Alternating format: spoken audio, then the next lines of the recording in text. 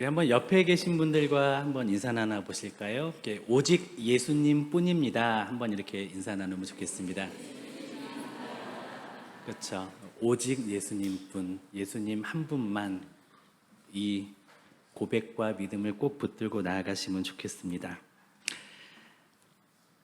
정문일침이라는 말이 있죠. 바로 정수리에 놓는 침 한 대라는 뜻입니다. 제 기억으로는 정수리 쪽 그리고 발바닥에 중요한 혈이 있는 걸로 알고 있습니다. 침을 왜 놓을까요? 침은 아프지만 고치고 살리기 위해 놓습니다. 이와 마찬가지로 하나님의 말씀은 때때로 우리의 심령을 날카롭고 첨예하게 찌릅니다. 그러나 이 찌름은 우리를 죽이려는 것이 아니죠.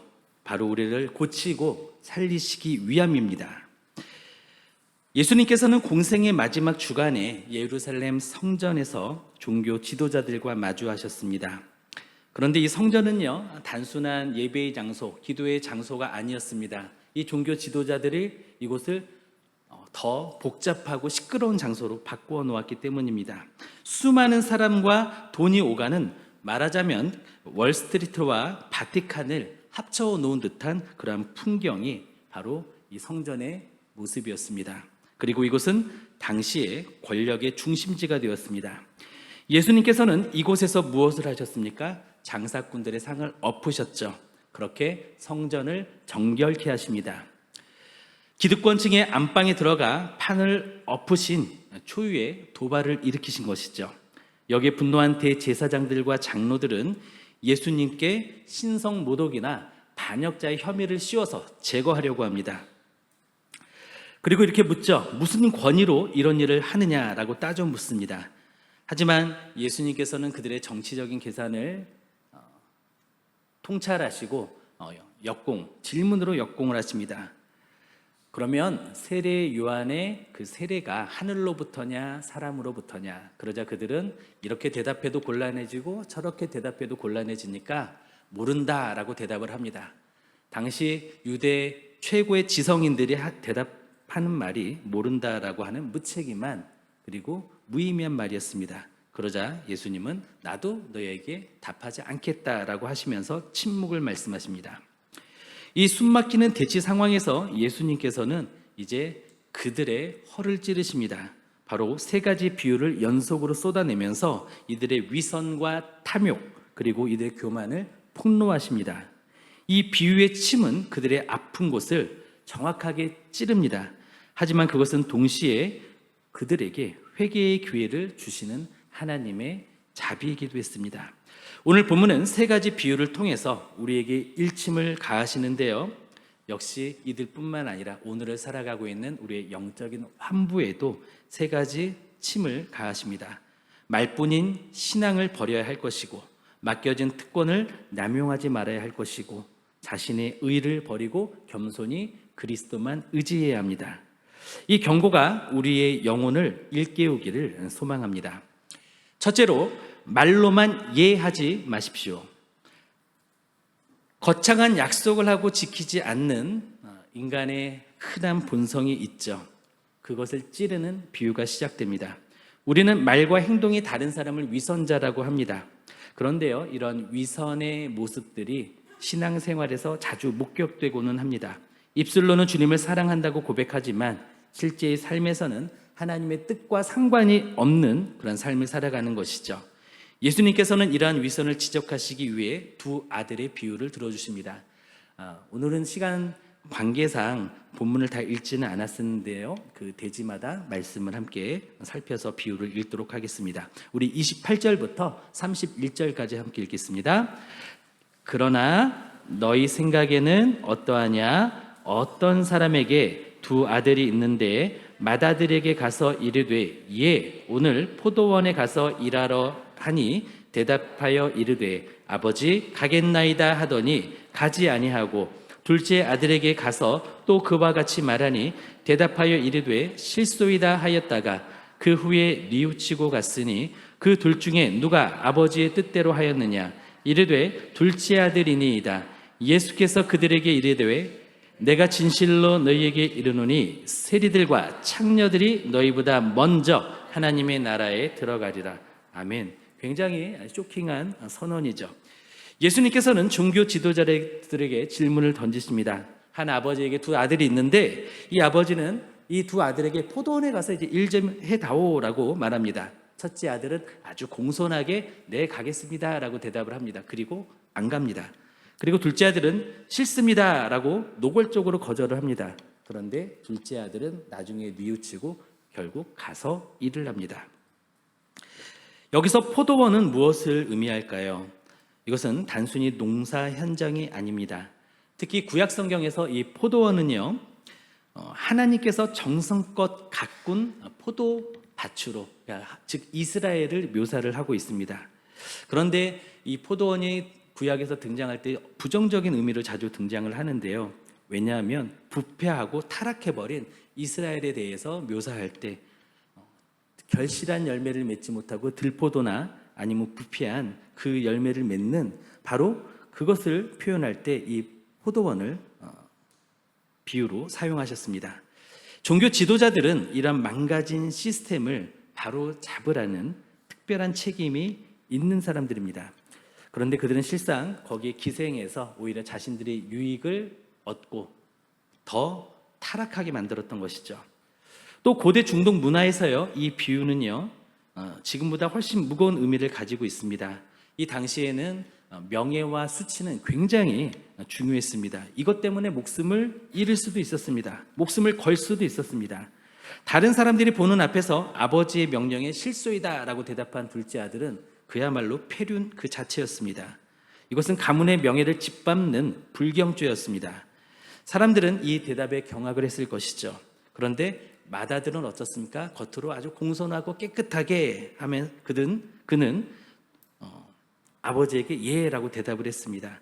이것은 누구를 의미하냐면 바로 이 당시의 종교 지도자들을 말합니다. 바리새인과 서기관과 또 대제사장과 같은 사람들은 어떻죠? 종교적인 언어를 구사하고 율법을 외우고 또 그것을 표면적으로는 지키는 것으로 보입니다. 그런데 실제의 삶에서는 자비나 공의가 전혀 실천되지 않습니다. 바로 첫째 아들은 바로 그들을 의미하는 것이죠. 그들은 진실한 행동이 없는 퍼포먼스만 수행하는 사람들이었습니다. 그런데요, 아이러니하게도 사회적으로 쓰레기 취급을 받던 세리와 창기들은 뉘우치고 돌아섭니다. 이들이 바로 둘째 아들에 해당되는 것이죠. 그들은 대놓고 하나님을 거역하는 자들 같았습니다. 죄를 일삼는 자들 같았습니다. 그런데 앞에서 예수님께서 언급한 세례 요한의 회개의 메시지를 듣고 그들은 순종의 자리로 나아갔습니다. 그래서 예수님께서 이렇게 말씀하시죠. 세리들과 창녀들이 너희보다 먼저 하나님의 나라에 들어갈 것이다. 굉장히 놀라운 선언입니다. 이것은 당시 종교 엘리트층에게는 모욕이 되고 또 선전포고가 되었습니다. 그러나 이것은 예수님께서 그들의 심령의 부패함을 찌르는 치료였고 회개의 기회였던 것입니다. 하나님 아버지의 뜻을 행하는 것은 말의 문제가 아닙니다. 이것은 행동의 문제이죠. 종교적인 언어를 유창하게 사용한다고 해서 순종하는 것은 아닙니다. 우리는 어떻습니까? 주일에는 예, 또 아멘 이렇게 하나님의 말씀에 화답하면서도 월요일부터 시작되는 일상생활에 있어서는 그리고 주일 하루보다 더 많은 월요일부터 토요일까지 우리의 삶에서는 현재의 어떤 상황과 또 현실에 또는 세속적인 것에 타협하고 적절하게 끌려가는 모습은 있지는 않습니까? 기도와 찬양은 뜨겁지만 삶의 현장에서 하나님의 말씀대로 살지 않는다면 우리 역시 맏아들과 다를 바 없다라는 것입니다. 예라고 말하면서 아니요의 삶을 사는 것. 우리의 입술에는 지금 혈색이 돌고 있습니다. 그런데 혹시 우리들의 손과 발은 수족 냉증에 걸려서 차갑지는 않습니까? 그러한 우리에게 주님께서는 어혈에 꽂는 침을 주십니다. 그것이 오늘의 말씀입니다. 이것이 우리의 말초신경에 생기를 넣고 심장이 뿜은 그 뜨거운 피를 온몸의 구석구석까지 퍼뜨리도록 치유하시게 되는 그런 은혜가 이 아침에 임하기를 원합니다. 둘째로 특권을 남용하지 마십시오. 당시의 종교 지도자들은 권력에 취했습니다. 그래서 현실 감각을 잃어버렸습니다. 그들이 인도를 받는 이스라엘도 마찬가지였죠. 그들은 하나님께 반역하는 자들이 되어 있었습니다. 예수님께서는 그 민족 전체를 고발하는 비유로 그들에게 또 한 번 침을 꽂습니다. 우리 21장 33절에서 42절까지 우리 함께 읽겠습니다. 또 한 비유를 들으라. 한 집 주인이 포도원을 만들어 산 울타리로 두르고 거기에 집자는 틀을 만들고 망대를 짓고 농부들에게 새로 주고 타국에 갔더니 열매 거둘 때가 가까움에 그 열매를 받으려고 자기 종들을 농부들에게 보내니 농부들이 종들을 잡아 하나는 심히 때리고 하나는 죽이고 또 하나는 돌로 쳤거늘 다시 다른 종들을 처음보다 많이 보내니 그들에게도 그렇게 하였는지라. 후에 자기 아들을 보내며 이르되 그들이 내 아들을 존대하리라 하였더니 농부들이 그 아들을 보고 서로 말하되 이는 상속자니 자 죽이고 그의 유산을 차지하자 하고 이에 잡아 포도원 밖에 내쫓아 죽였느니라. 그러면 포도원 주인이 올 때에 그 농부들을 어떻게 하겠느냐? 그들이 말하되 그 악한 자들을 진멸하고 포도원은 제때에 열매를 바칠 만한 다른 농부들에게 새로 줄지니이다.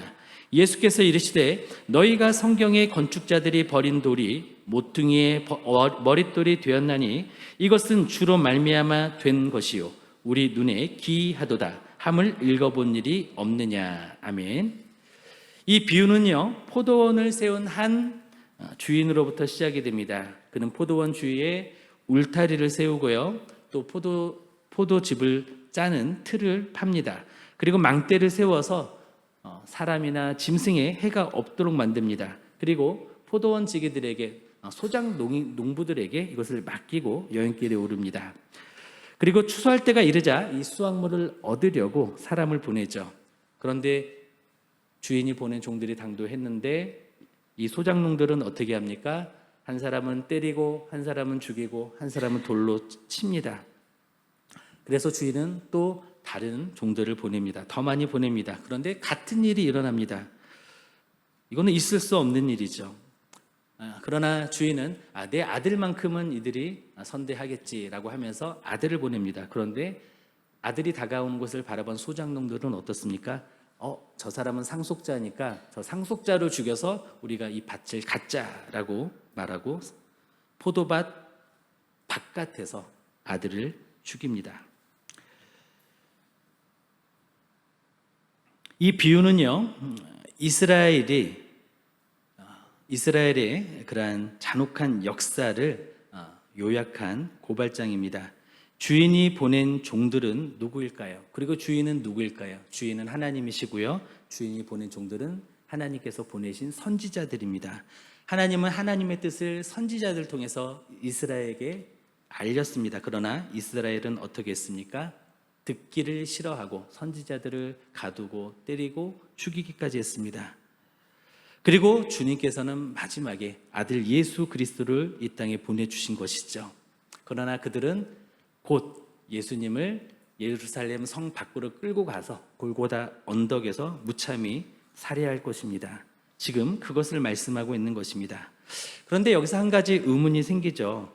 그러면 소작농들이 상속자를 죽인다고 해서 그것이 소작 농인들의 것이 될 것이냐 하는 문제입니다.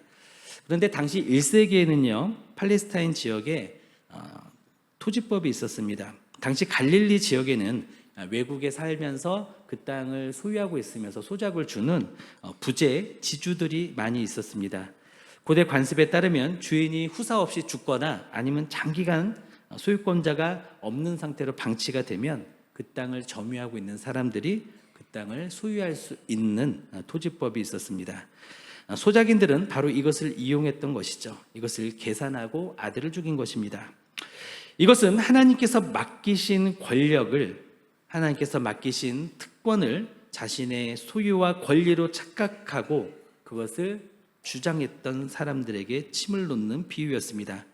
당시의 종교 지도자들은 바로 이러한 영적인 상태를 가지고 있었습니다. 그래서 예수님께서는 한 가지 언어 유희를 통해서 이들의 정곡을 다시 한번 확인시켜 주시는데요. 히브리어로 아들은 벤입니다. 벤. 그리고 돌을 뜻하는 히브리어 단어는 에벤입니다. 지금 어떻죠? 아들 벤이 소작농들에 의해서 죽임을 당했죠. 그런데 그 아들 벤이 버려진 모퉁이 돌 에벤이 되어서 그 버려진 돌이 모퉁이 돌 에벤이 되었다라고 말씀을 하시는 것이죠. 예수님은 시편 118편을 인용하시면서 버린 돌이 가장 중요한 머릿돌이 될 것이라고 말씀을 하시는 것입니다. 그리고 그 머릿돌을 거부하는 자들에게는 이것이 걸림돌이 될 것이라는 말씀을 또 하시는데요. 다니엘서의 예언처럼 바로 심판의 돌은 제국들을 산산이 부숴버렸습니다. 어떻죠? 사람이 돌 위에 떨어지면 사람이 상하고 돌은 그대로 있습니다. 돌이 사람 위에 떨어져도 마찬가지의 일이죠. 우리의 인생은 포도원입니다. 그 포도원은 우리의 것이 아닙니다. 우리는 그것을 경작하는 농부이자 청지기인 것이죠. 우리의 자녀도 또 우리의 소유도 우리는 우리의 것이 아니라는 것입니다. 우리는 그것의 청지기인 것입니다. 그럼에도 불구하고 자녀들의 학업적인 성공이나 나의 부동산의 증식을 하나님이 주신 맡기신 포도원이 아니라 온전히 내 소유로 여기면서 주인의 자리를 꿰차고 있지는 않습니까? 예수님의 이 비유는요, 당시의 이스라엘뿐만 아니라 하나님의 것을 내 것이라고 우기는 바로 우리의 영적인 울화에 그리고 거기에 맺힌 응열에 날카롭게 꽂히는 침인 것입니다. 당장은 아프죠. 그리고 부인하고 싶죠. 그러나 우리는 성경의 가르침과 말씀에 직면해야 합니다. 주님의 손에 우리를 맡기기를 원합니다. 우리의 자녀도 또 우리의 모든 소유도 맡기기를 원합니다. 그럴 때 비로소 우리 인생이 질서를 잡고 우리 인생이 건강해질 것이고 우리의 관계가 온전해질 것입니다. 셋째로, 교만하지 마십시오. 고대 사회에서 왕의 초청은 군신 관계의 맹세를 의미했습니다. 그리고 이것은 특권이기도 했습니다. 그러나 이 초대를 거절한다라고 하는 것은 왕에 대한 모독이 되는 것이죠. 이것은 왕에 대한 반역행위가 될 수 있습니다. 주님은 혼인잔치의 비유를 통해서 하나님 나라의 초청에 응하는 자가 갖추어야 할 태도를 말씀하시는데요. 우리 22장 1절부터 14절까지 내용인데요. 일부분을 함께 읽도록 하겠습니다. 22장 1절에서 3절까지 함께 봉독하시겠습니다. 예수께서 다시 비유로 대답하여 이르시되 천국은 마치 자기 아들을 위하여 혼인잔치를 베푼 어떤 임금과 같으니 그 종들을 보내어 그 청한 사람들을 혼인잔치에 오라 하였더니 오기를 싫어하였거늘. 11절부터 14절입니다. 임금이 손님들을 보러 들어올세 거기서 예복을 입지 않은 한 사람을 보고 이르되 친구여 어찌하여 예복을 입지 않고 여기 들어왔느냐 하니 그가 아무 말도 못하거늘 임금이 사환들에게 말하되 손발을 묶어 바깥 어두운 데에 내던지라. 거기서 슬피 울며 이를 갈게 되리라 하니라. 청함을 받은 자는 많되 택함을 입은 자는 적으니라. 아멘. 한 임금이 자신의 아들을 위해서 잔치를 베풀게 되었습니다. 그리고 종들을 보내서 혼인잔치에 올만한 사람들을, 즉 VIP들을 초대를 합니다. 그런데 사람들이 임금의 초대에 응하지 않는 것입니다. 그들은 거절합니다. 임금은 종들을 재차 보내서 소도 잡고 아주 풍성한 음식들이 있으니까 참석해라 라고 다시 한번 청합니다. 그런데 이번에도 거절을 합니다. 그뿐 아니라 이 초청하는 종들을 결박하고 구타하며 죽이기까지 합니다.